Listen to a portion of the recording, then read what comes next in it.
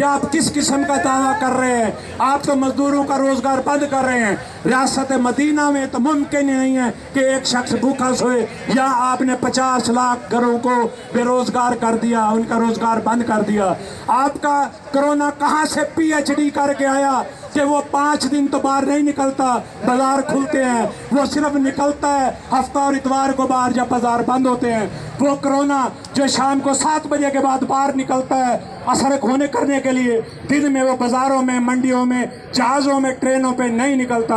वो कितना पढ़ा लिखा कोरोना है जो सिर्फ शादी हालों में, टेंट के शादी फंक्शनों में और होटलों में आता है और सिर्फ साफ सुथरे लोगों को जो घरों से हाथ मुंह धो के सैनिटाइज हो के आते हैं, जो फासला भी रख सकते हैं, उन पे से असरअंदाज होता है। लेकिन जो इकट्ठे जुड़ के चलते हैं आपके फंक्शनों पे, जो आप 300 लोगों के फंक्शन करते हैं, चूंकि आप पे पाकिस्तानी कानून असर नहीं करता तो आपके हाथों कोरोना नहीं आता।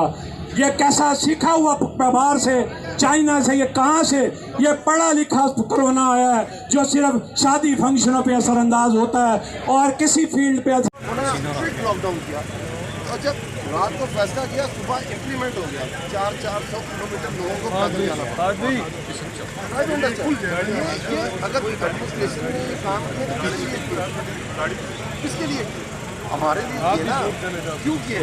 कि जिस जगह स्प्रेड है वो रोका जाए, मैक्सिमम लोगों को ना हो। और अल्हम्दुलिल्लाह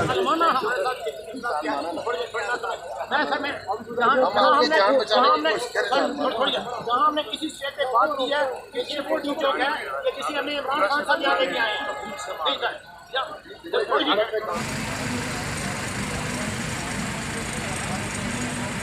लेके रहेंगे, लेके रहेंगे। साझा हक, साझा हक, साझा हक, साझा हक, साझा हक।